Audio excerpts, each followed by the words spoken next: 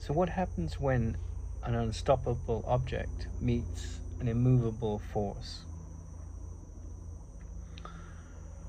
Well, there's no such thing as an unstoppable project. There's no such thing as perpetual motion in the physical form. There's finite energy in the physical universe. But there is something metaphysically that you might call an immovable force. And that's truth, right? You can't argue with truth. And truth is not something you can really put into words. It's a realization that transcends thought, time, and space.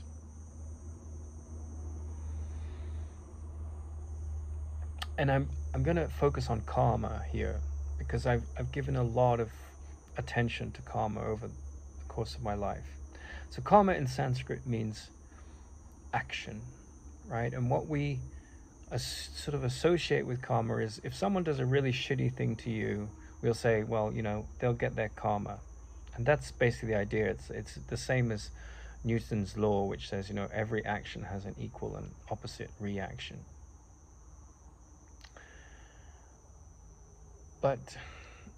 And there were three kinds of karma. There's the karma of the past, which hasn't hit you yet.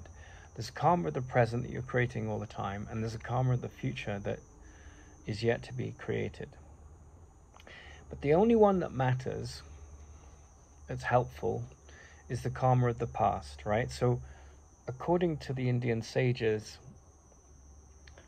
the family you're born into, the place you're born, your health issues, your genetics, all of that is a consequence of karma. And karma is also not just the story of your past history and the consequences of that. At a more fundamental level, it's what the Indians call vasanas, which are impressions. And impressions lead to samskaras, and samskaras are habits. So the mind, from the Indian perspective, is a bag, and it's an empty bag for everyone, but the thoughts that code the mind in each bag are different. So some people are born left-handed. I've had psoriasis much of my life. My father has it. My uncle had it. And my yoga teacher in India said, oh, it's not genetic. Now, of course, it is genetic, and he knew that. But he said, you don't have it because it's genetic, right? You have it because that's your karma and your vasanas. Which isn't contradictory. It seems to be, but it isn't. Because if there's something coding for the story you end up in, which is a physical story with all these situational stories, like who you're born to, as well as your genetics, which is another situational story, you can see that vasanas can code for where you're born and what your genetics is. So the mind, which is an empty bag, has all these thoughts in it. And as you mature in wisdom, as you drop defense and attack thoughts, your vasanas change. But there's a sort of belief or an idea that goes that everything is predetermined, including when you become enlightened, right? But the critical point with karma is, because in the Course in Miracles it says, nothing real can be threatened, nothing unreal exists. So if you think of the old karma, the prarabdha karma, as being like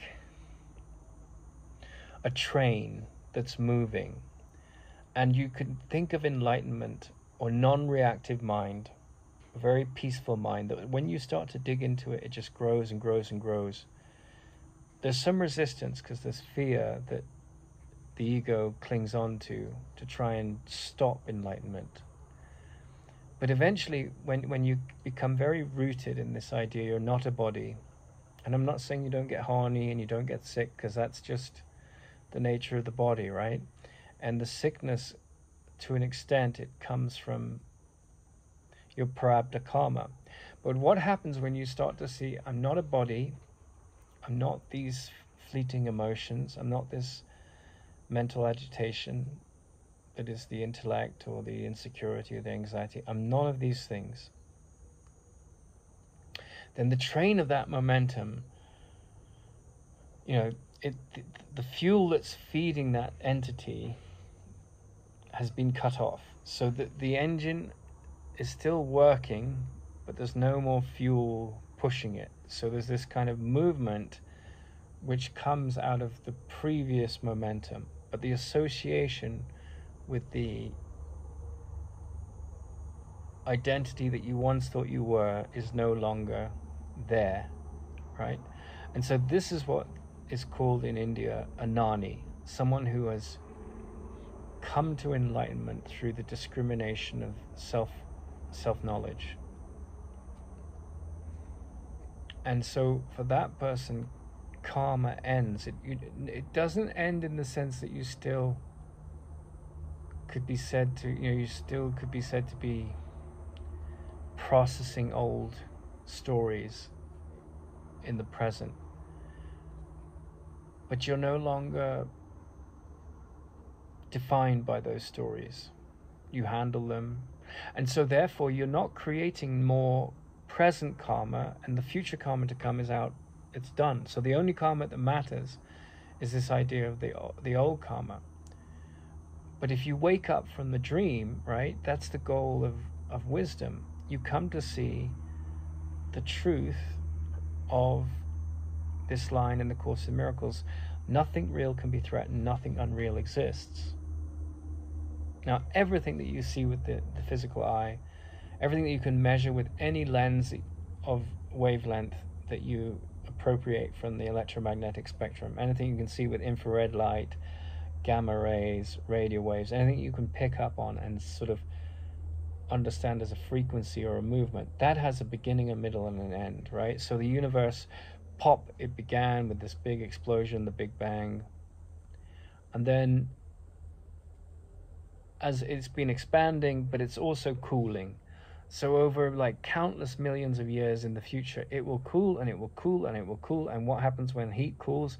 It becomes very cold. And what happens at 273 degrees, negative, or 0 degrees Kelvin? Everything stops. So that is the movement, the momentum of the illusion. But in the end, it stops. And people might hypothesize that there may be a new universe to come after that, another big explosion, but the energy stops. The energy of the illusion stops. Now, we don't know how long it goes forward in time and space. Our measurements are appropriate to where we are in our understanding of the physical universe now.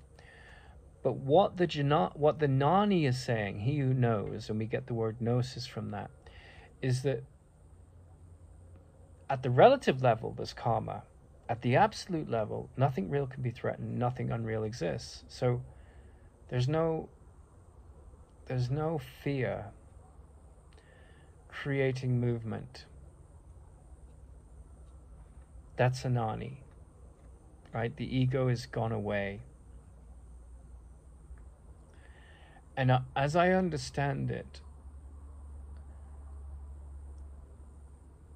like a friend of mine, she was a very evolved person, right? And she's gotten married, and she was in a car accident. And I asked her, what was it like to be in the car accident? She said, I enjoyed it. Now, so that was a great gift to me, right? Because you turn on the television, or you get on a bus, or you go to a lunchroom in a business, or a cafeteria, or a restaurant, and you will hear the stories of prejudice, you will hear the stories of anguish, you will hear the story of so many things. But when she said she enjoyed the car accident, I knew her presence enough to know that she wasn't a sadomasochist. And she said she didn't believe in karma. So she was living in the world. She was in a marriage. She's been in 2 marriages, and those things were completely natural to her. And she had to, you know, put up boundaries to people that tried to make her into some kind of teacher, right? I'm just telling a story about a woman that I met. But she was living in a dream world, that's the physical universe, in a body, taking care of her body, being married to very loving men, having friendships. But inwardly, she didn't associate herself with someone that was born, someone that lives and dies. She was this quiet presence. Obviously she had emotions. Obviously she experienced the body. Obviously she enjoyed sexual intercourse. Obviously she loved her husbands. And obviously she was very sick for a period. But the gift of that statement, like, I enjoyed the car accident, meant that, and this is a reference I've made before, but it's there was a great physicist, and it's really the best example of what was going on in her mind through a metaphor. So there's in physics there's a device, and it's called the Wheatstone bridge.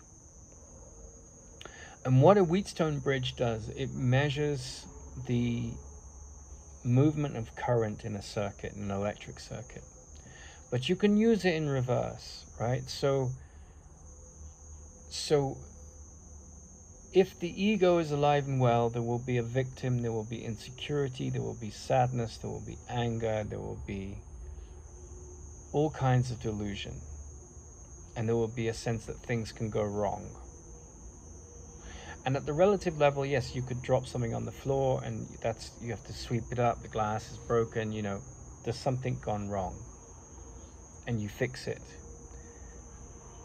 But at the absolute level, when you use the Wheatstone bridge in reverse, its job is to measure the non-movement of current. And so when the body ages, or when a relationship falls apart, you know, there will be emotions associated with those kind of things. But the death of the ego is the non-movement of the Wheatstone bridge. So joy, the cause of our essence, or the nature of our essence, is all that's there. So whatever happens, you're not a sadomasochist. You're like, oh, I want to go and have a car accident. It's not like that. But that was just something that happened to her body. And she didn't believe in karma. Which means that, yes, at a relative level, like, the script was written, she was going to have those experiences. But to believe in karma, which it basically means to associate yourself with the effects as an identity. And she was living at level of cause. She had a placid demeanor, she was polite and caring, and knew how to be compassionate to people that saw themselves as victims. But Anani doesn't see themselves as a victim. And that metaphor about being on a train, right? You're on a train and you've stopped putting the fuel into this karmic story because you haven't associated with it. And so the association with sorrow, with psychological pain, I'm not saying physical pain doesn't happen after this, that's like the wheels of the train moving.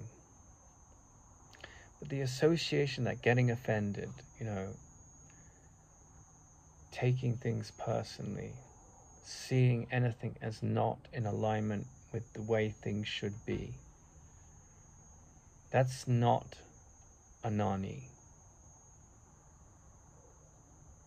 Anani is one who knows So for them, though karma action happens relatively in the world, it's not, it's at the level of effect. And you're living at the level of cause, which is, I'm not a victim of the world I see. I'm not upset for the reason I think. I'm upset because I've associated myself with the identity that's trapped in karma. So the prarabdha karma continues, but the woken mind, like the karma from the past, it continues. But the woken mind, you know, in the Course in Miracles it says, miracle-mindedness ends all the laws of time and space.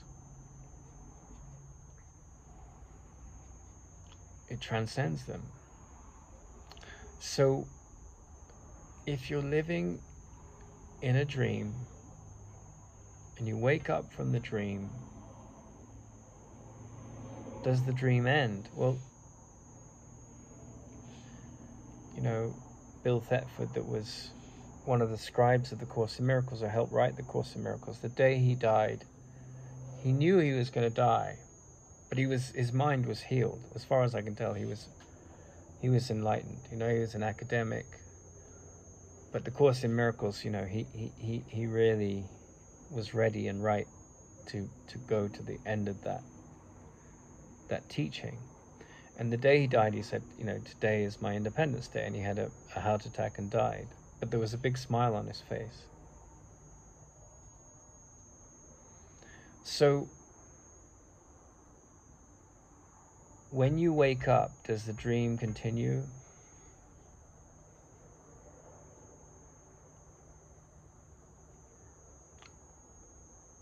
The dreamer of the dream that's awake lives in the world, but he's no longer of it, right? So the dream continues at a relative level. That's the prarabdha karma. But the gnani, one who's awake, one who knows, is no longer affiliated with the story of the effects. Yes, they may have a preference, I'll get married, yes, I'll build a business, and so forth and so forth. And they just do what is inspired. But condemnation ends in their mind.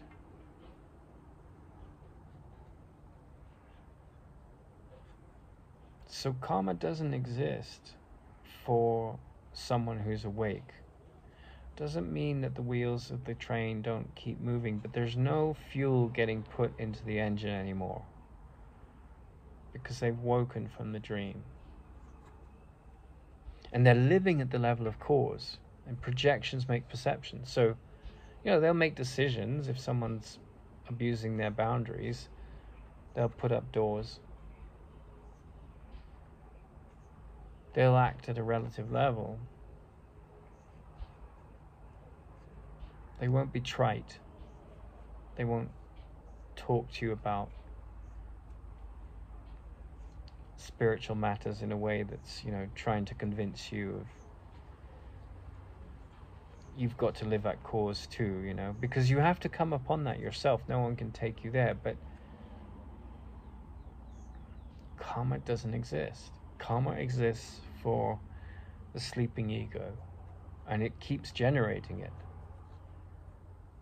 And this took me a long time to understand. So when you're very, very peaceful, like I had some really horrible things happen to me last year. And they happened to me because I was very threatening to the status quo of the psychotherapy course I was on. You know, they wanted their drama. They were completely locked in the ego. You can have completely, you know, egocentric psychotherapists. You can have completely egocentric, narcissistic spiritual teachers. They have some experience and then they get the ego says, because the ego will snare you in any way, like you're important, or I'll save these people, I'm on this mission to save people. That's just the ego, right? Because there's an illusion that there's other people out there. There's an illusion that there's a world here. There's an illusion that I am someone. that I'm a human, right?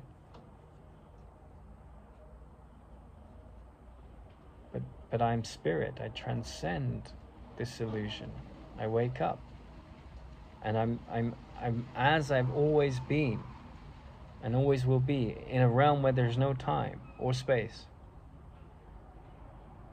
And so what I've just described, it's absolutely true, right? How do you come upon that awareness? Well, the mind is ripe. And to say this to anyone that's not ready to take the idea on board as an intellectual possibility, you sound like a complete nutcase. I'm well aware of that.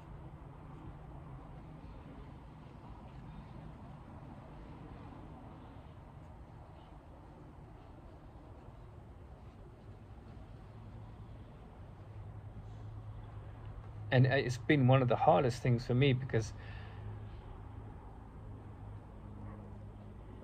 that woman that I cited, she didn't have any interest in teaching what I'm talking about to anyone. She was just living a happy dream, knowing she wasn't the dreamer of dream characters in the dream, knowing that the people who thought they were this physical body living in the story, were asleep. But she didn't see them as asleep. Romana was asked, like, what's it like to be enlightened? And he said, I don't know, kind of thing. Like, I don't see anyone else as not being enlightened.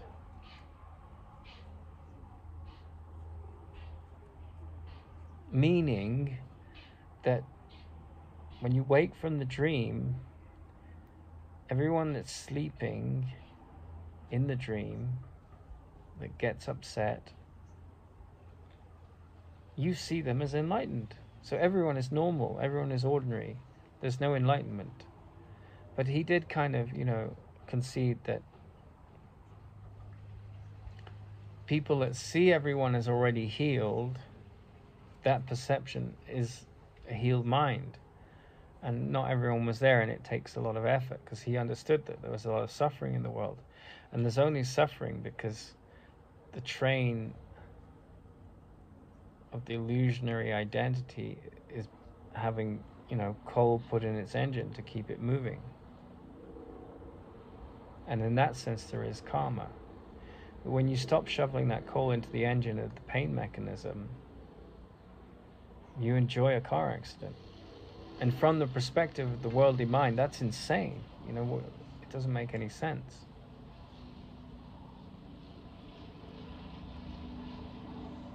And what I've witnessed is, since I had this awareness, this set of stories that I just told you come into my life, I've been like, what the hell is karma? Because I thought I'd studied it in India, and I had to throw all that stuff out. And I had to have a series of very difficult experiences and take things very personally. And be persecuted. And not return the persecution, but hold up the mirror to those people that did it, using these authorities in Britain to sort of go to the police and say, well, I was basically bullied, and I reported it, and then I was bullied some more by the system as well. And then I was like, I lost my capacity to pursue my interest in physics privately, because I needed to be in a sort of very academic setting to do that. So there was this attachment to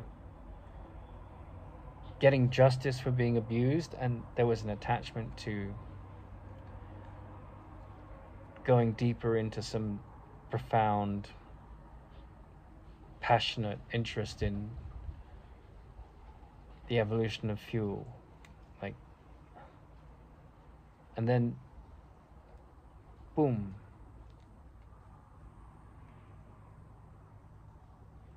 There's nowhere I can go that's safe, and I end up in Ecuador. And I'm depressed, not now, but I was depressed. It's like, why am I, why have I been treated so badly? The self-concept.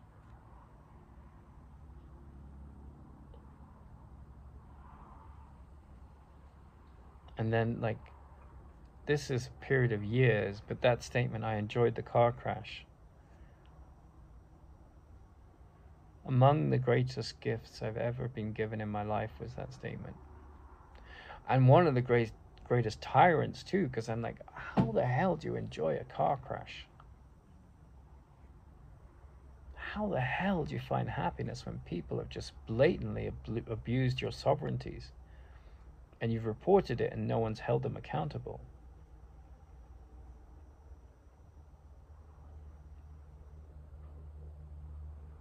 When you realize you're not your history. When you realize the identity that you've attached yourself to is a prison. So in the back of my head, you know, I was like, oh, go to India, study yoga, get a lot of like insights, have a lot of deep spiritual experiences, and then come back to Britain, meet someone that's not at all well versed in Indian philosophy, has no interest in yoga, says to me, I never experienced anger in my life, and then says, you know,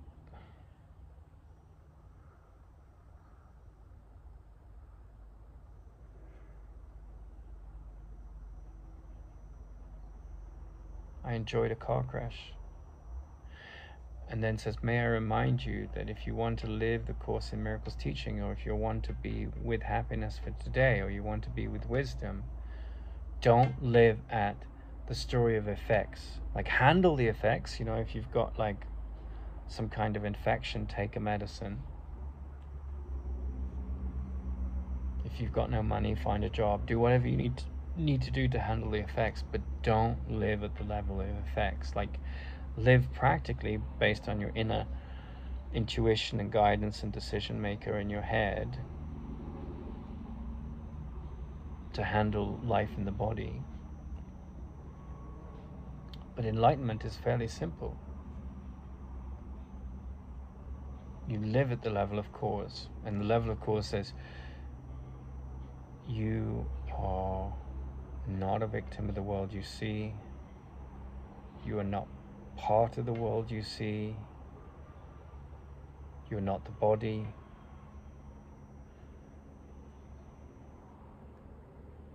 You are peace, you are happiness, you are joy. And anything that your senses try to do to provide proof that you're none of those things is a lie. So deny the denial of the truth. And the more you practice that, and the more you master that while being pragmatic in the world and trusting your inner guidance, listening, pausing, trusting, dropping guilt projected onto self or others, which is judgment. The idea that you have the power to take away happiness, essence as happiness, happiness as essence. And you kind of like this beautiful phrase, you remember to laugh. And then you see that everyone is under the trap of this hellish belief system. And they think it's reality. They don't even know it's a belief system.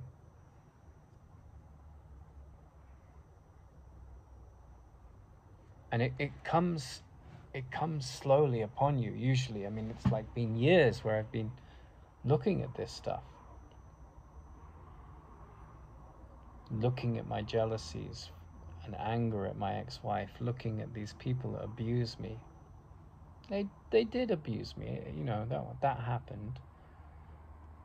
I was threatened with physical violence. I was accused of being a misogynist. At the relative level, those things happened. I wasn't. But people used, weaponized,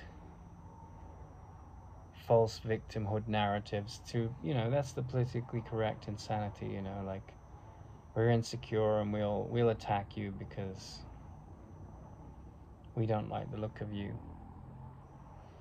And there in the back of my story was this profound symbol of this woman that said to me, you know, I was 14 and I asked my mother, like, is it something strange about me that I don't experience anger?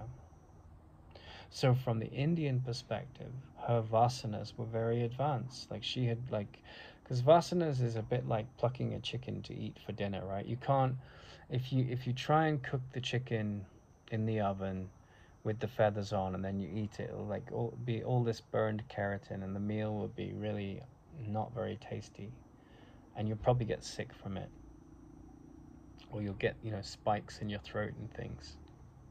And that's like life with the ego and life with karma. But if you pluck all the feathers, right, if you take out all the vasanas that are causing you to be trapped in the dream and to be asleep, then the life that you live, the meal that you eat, doesn't poison you. You're no longer living in the realm of opposites, except at the practical level. You're not judging others. And so the vasana of like anger goes away. You know, like in the Course in Miracles it says, you know, let me not today give in to the temptation to feel myself unfairly treated. So she's in a car accident, right? And I was unfairly treated, right? That's not an idea. I was unfairly treated. And my ego came in and said, "Ooh," right? And you know, I have the police are making progress on the case. But the gift of that experience, right, was that I'm sitting here and I'm saying,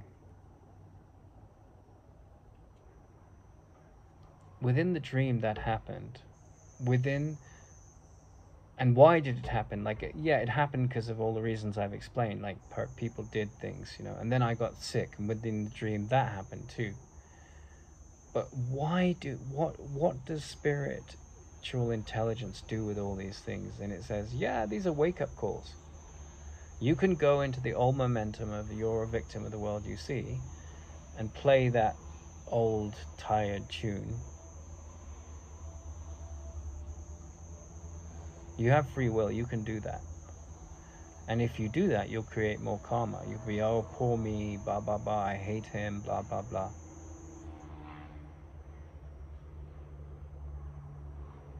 And I have a sense, like, in general, that people that have this, you know, hitting this wall of self-realization. When you hit a wall, there's a kind of, you know, you get kind of knocked out. And then you come to your senses. They're probably, you know, to the world's eyes, they're insane, right? They're not neurotic. They're not people like puppets on the strings of like angry vasanas that are pulling them in all these reactive movements and into these places in their minds where they lose their peace. They are living at the level of cause, and so for them karma doesn't exist. The script of your life, your preferences, your aspirations, your desires, that continues.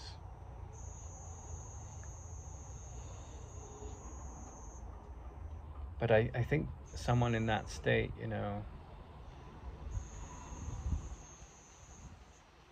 they're going to be very, very peaceful.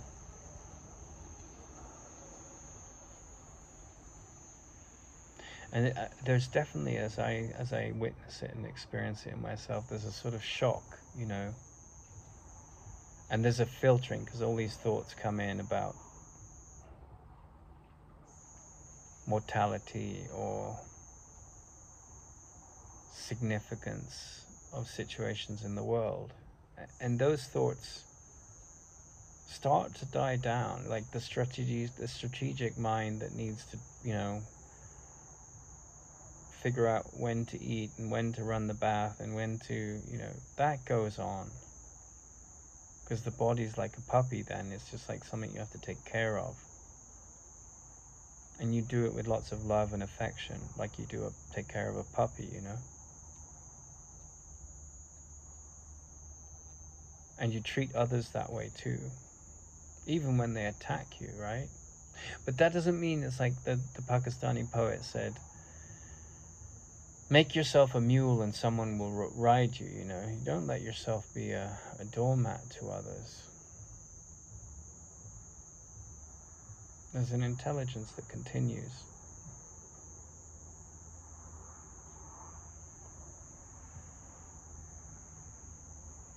But you know, if you go to India, because India is vast, and I spent a decade there, and if you're in Western culture or anywhere in the world, it's this phrase karma has become dominant, right? Oh, he'll get his karma, he'll get his just deserves. And in a sense, that's true, you know? When you're sleeping, the karma doesn't stop. But when you see the ego for what it is, you know, as Krishnamurti said, see the false for the false.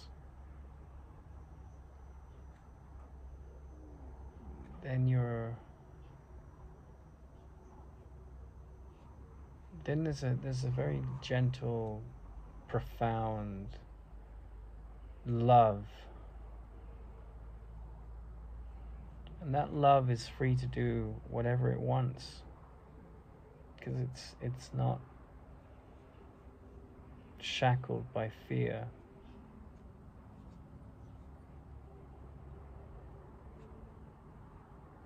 But you come upon that when, I mean, I think you could say that, like, from the ego's point of view, it's a sort of madness, right? It's not, it's the opposite of that. It's like a very sane, collected wisdom. But from the ego's point of view, you know, the ego can't survive without drama.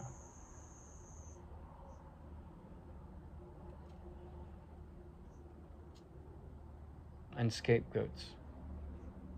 And guilt trips.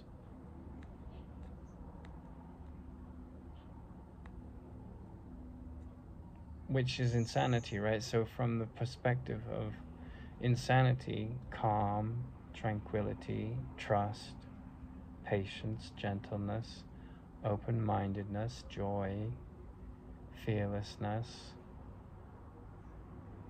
inner simplicity, all of that stuff's insane from the ego's point of view.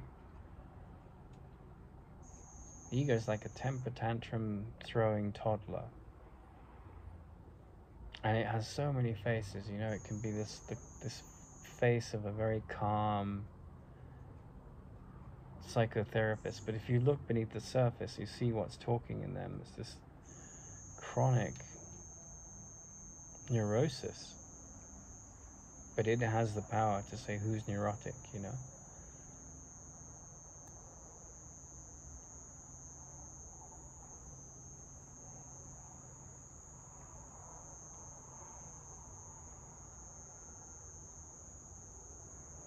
And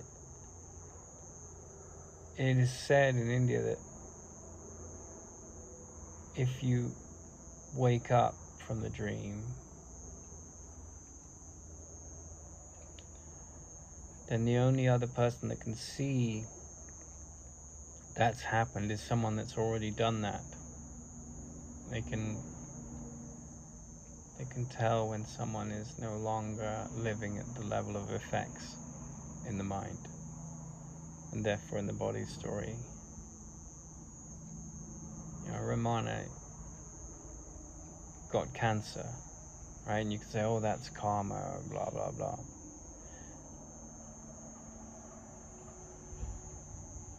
The ego will say that. And he just said, look, I've been telling you for 50 years, I'm not the body.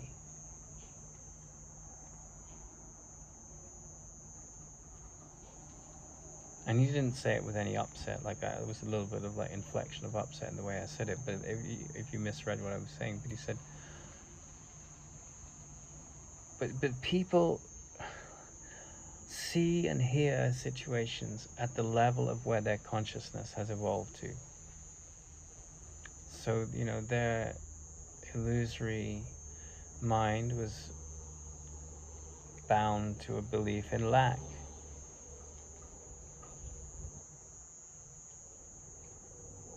So they saw him as a body. And when he came to die,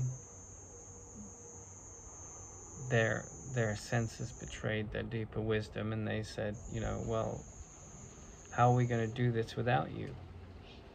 And he just said, I'm not going anywhere. But look at what's spoken there. I am. The I am isn't going anywhere. And I you know, I've been on this journey for a long time. And I know people that have been on this journey for a long time.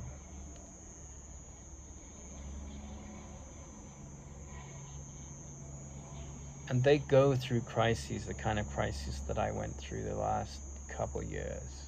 Like ex-wife going manic bipolar, sleeping with a bunch of men, being uprooted several times, having COVID 4 times, having challenges with my family, having abuse at a university. But from the perspective of someone that's really interested in truth, those kind of experiences are like being in a washing machine. Because you've read this thing that says, the slightest irritation magnified becomes a murder. Anger is never justified. And you're at the precipice in the story of the effects of experiences such as I've just described, of saying, well, either I'm going to live this. I mean, I'm not saying this to you that's listening. I'm saying this as the voice in my mind. You know, either I'm going to live this, either I'm going to master this, or I'm going to be trapped in my illusions. And it doesn't matter what anyone else thinks about that inner conversation in your head. But sanity lies in how you respond to what I've just said inside of you, right? Am I a victim of the world I see? Is anger ever justified? Right? So I've had some scabies on my bottom, right, for the last few months. I didn't know they were scabies. Maybe I got them in England, or maybe I got them in South America, but I've been slowly putting this medicine on. And I deal with the, you know, it's like 2 left, they're very small. But I have to put this medicine on, and it's, you know, it's been painful, and it's caused some depression with the other illnesses and challenges I've had. But then, like, the pragmatism to handle it is there. There's some support from my family that's there. But the poor me mind, you know, the need to handle that physical challenge is there in me. But the poor me mind dropped away. Now, it doesn't mean that you don't have Maslow's pyramids of needs, you know, like shelter, food, income, friendship, basic needs. We all have those. That doesn't go away to an extent. I mean, in very evolved people like Ramana, you know, he when he first, and I'm not saying I'm enlightened, right? I'm just describing what karma is. Anyone that says that, run a mile from them. I really mean that. But he became enlightened. He for weeks, you know, he just wasn't in the body.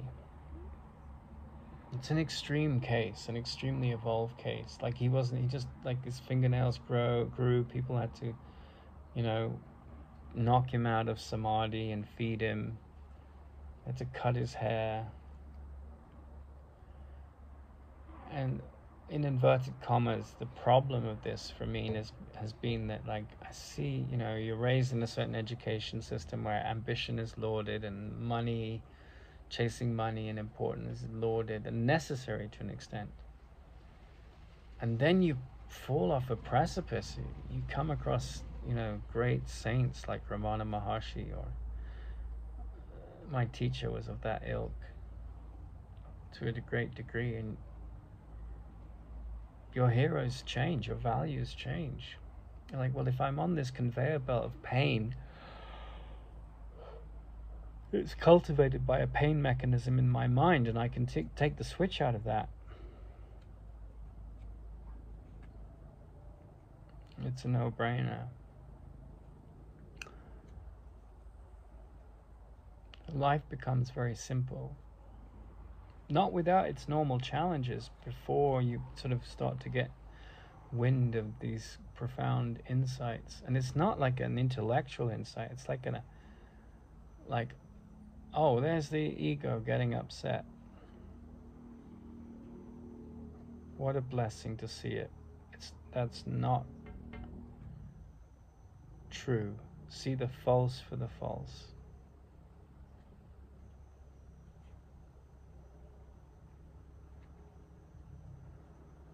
And quietude becomes very, you know, you don't have to be a monk for that. You just have to, you don't have to go away, and you have to even leave your family. But, you know, it might be that relationships change because people are so addicted to drama, you know, and like, oh, I need validation and blah, blah, blah. And so how do you operate in a relationship like that when you've just...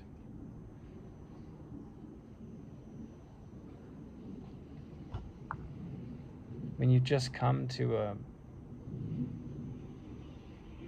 totally different nature? Well, life takes care, you know. You don't make a problem out of anything. I mean, that's wisdom in a nutshell. You don't make a problem out of anything. You don't make a problem out of a problem.